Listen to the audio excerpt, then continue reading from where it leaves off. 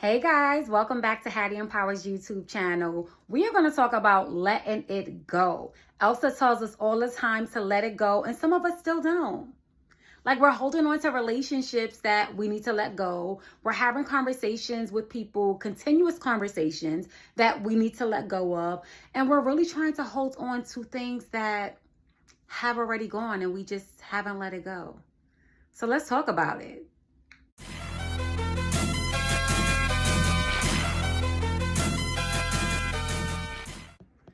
There are times when we can be real loud about what it is that we want, right? We can be super excited about it and we can be steadfast on what it is that we feel. And we can tell someone and we can let them know, like, this is not working for me. This is what I want. This is what I need. And we can rah it. We can say it all day. We can write songs about it, poems about it. I mean, we could whisper it in their ear and say it real nice to them and just let them know so that only they can hear and they can get what it is that we're saying. And they still won't hear us. We can speak it in a love language. We can cater to them. We can say it however it is that they need it to be said to them for them to hear, and they still won't hear you. We need to be like Elsa at those points, and we need to just let it go. We need to let it go because they are not hearing us. They are not getting what it is that we need them to get. It's not registering to them, and we need to understand the why to it. Right? And a lot of times we like to put it on ourselves and think that maybe it's me, so maybe I should say it in another way. But you've done that. You said it in the way that they needed to hear it, and you were still not heard. Yeah. At this point, it's time to just let it go.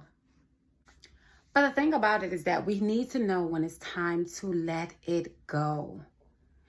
That can be the hardest part. It can be the hardest part because it's something that you actually want. So the reason why you're yelling it in their face, the reason why you're speaking to them in their love language, the reason why you're really trying your best to get them to hear you and understand you is because you want them to make the changes that you need for them to make. And the changes will ultimately not only help the relationship, but it can also possibly help them as well. So it's not just about you sometimes in these pleas for the changes, but it can also be for them as well and how they show up in relationships and how folks interact with them and what they get out of life and what they get for themselves and the things that they want. Because it could be the behaviors that you're asking for them to change can be the same behaviors that is putting you all in the situation that you're in. But understanding that the person has to want to make the changes that you're laying out for them. So as much as you plead with them that you're looking for them to make certain changes, you're looking for them to respond differently, to behave differently, to react differently, to think differently, to live differently, they just may not want to do that. One, they may not want to do it because they just don't want to do it. Then they also may not want to do it because you're not the person that's making them want to make the changes. Yes, that's a hard truth. Sometimes you're not the person that makes them really reflect on their life, reflect on the things that they're doing to make them say, I need to start acting right. I need to get this together. There are changes that I need to make because there are people that I do not want to lose from my life, and this may happen to be one of them. So understanding that as well. And then what I will say then is don't personalize it. Because that's their stuff. Whatever it is that they're not doing to make the changes that they need to make, especially if it's going to better them as a person and show up differently in relationships, you can't own their stuff. And I think that that's the battle that people fight with because you start facing insecurities, you start facing self-doubt, you start thinking that your worth is less than because you're looking at yourself through this person's lens. Whereas they may be battling with their own stuff and it has nothing to do with you. You may just be feeling the backlash of whatever that may be because you're in their life and you love them and you want to see these changes. So their behaviors is reflecting on you because they may be projecting. But their stuff have nothing to do with you. It doesn't have anything to do with you. However, because you are in it, you feel like it's about you. So you asking them to make changes isn't that they don't want to make the changes necessarily for you, right? And this is not to make excuses for them, but it's simply to say that their stuff isn't your stuff. So whatever it is that they're going through, they have to go through it. They have to acknowledge it, and they have to work on that. It's not for you to try to change that. But sometimes their behaviors and their actions that you have brought to them is still bringing you a lot of pain. So that's when you need to sit back and ask yourself, when is it time for me to let it go? When is your enough enough? When will you finally just get your aha moment and say, you know what? It simply isn't working for me anymore. And I can see that they're not going to make the changes that I need for them to make. And it's constantly hurting me. So it's time for me to go. Because there will be people that will allow you to be in it and know that they're not going to make any changes, but they won't be the ones that say, you know what, this is just not going to work for me. They're going to want you to say it. They're going to want you to break the relationship and for you to give the 30-day notice, as opposed to them just saying, this is not working for me. And I don't believe that it's the behaviors. Now, some will intentionally display these behaviors because they want you to go, right? So they'll display these behaviors because they want you to be the ones who say that it's over because they are coward and they just won't say it. But then there's others that this is just who they are. And although they know they will not change, and although they know that they will never be able to show up for you in the way that you need, they're still not going to be the ones that say it. They're just simply not. So it's for you to say what it is that you are and aren't going to do for yourself in your life. And it's then not for you to put it on them, right? Because you choosing to be there is your choice. You choosing to endure whatever it is that you're enduring is your choice.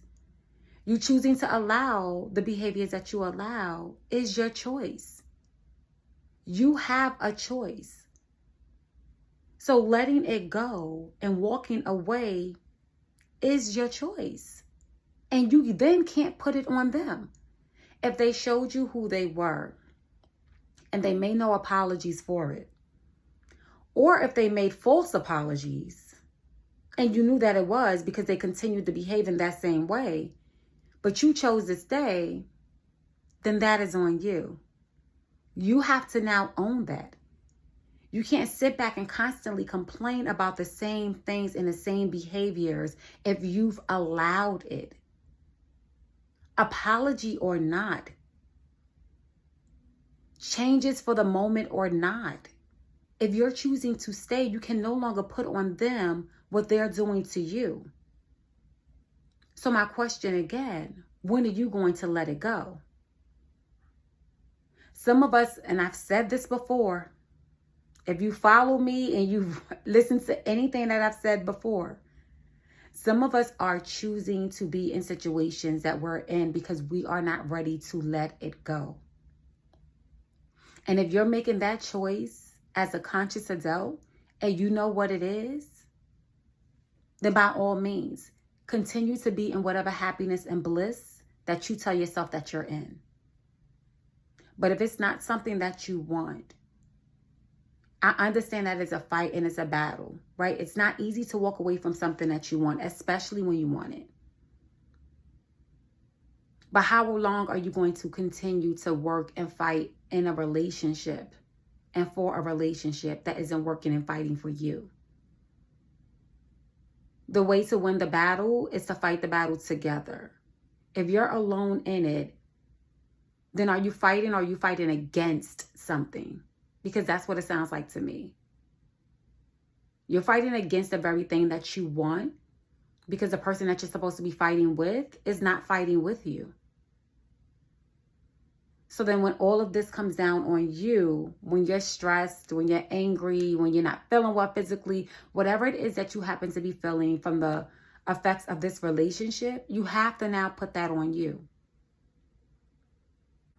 Letting go can help us to liberate us, right? It can also allow us to breathe a little easier and to move forward and to really get the things that we want and we need in our lives that will be better for us and make us feel better and feel good. A lot of us sometimes suffer from attachment and abandonment issues. And that's the reason why we're holding on to people for longer than they're deserving of.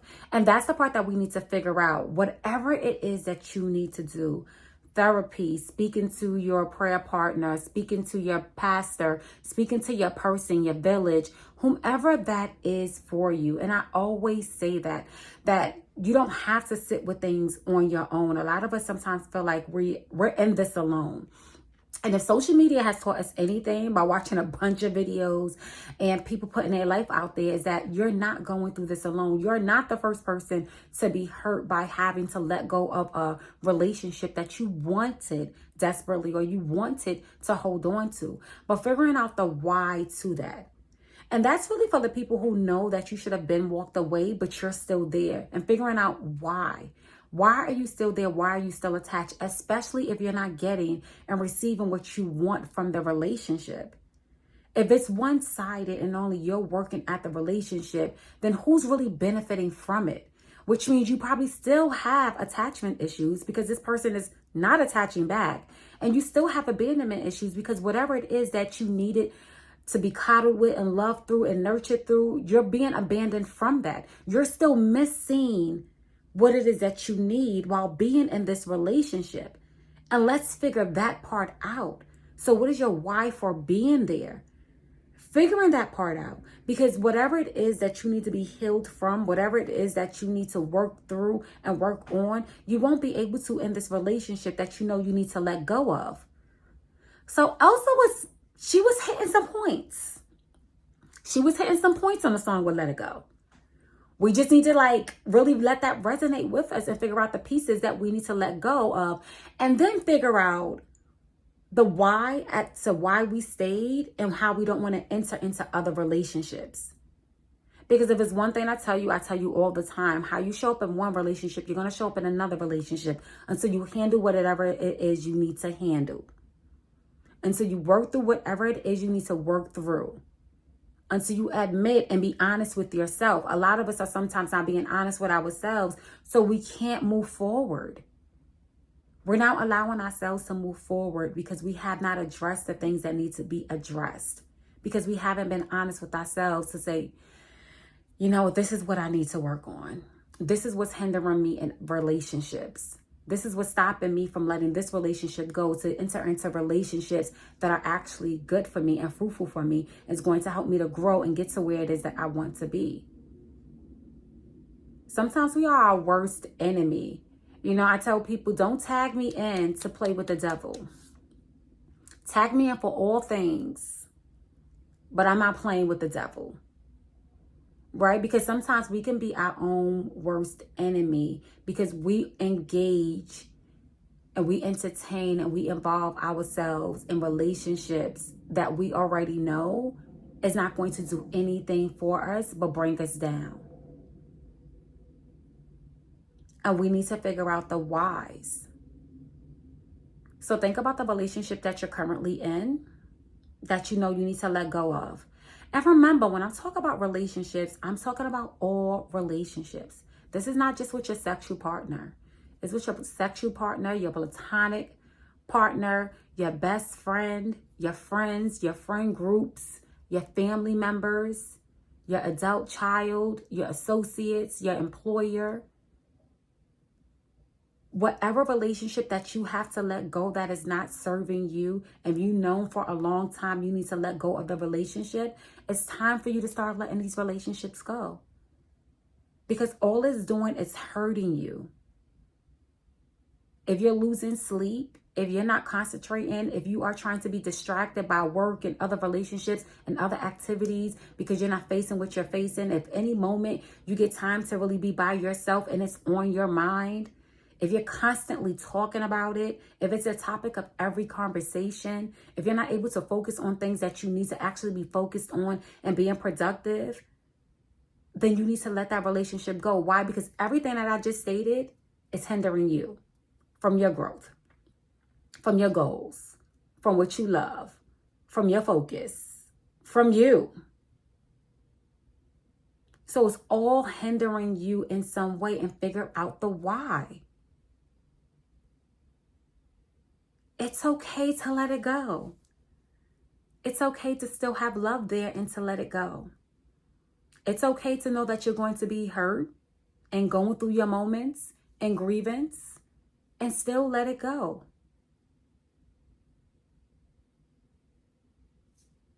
Let it go. Thank you so much for joining today. Please follow me on Instagram at Hattie Empowers, LinkedIn at Hattie Empowers, Facebook at Hattie Empowers, Instagram at Hattie Empowers. Until the next video, y'all have a goody good kind of day, and always know that you can tag me in.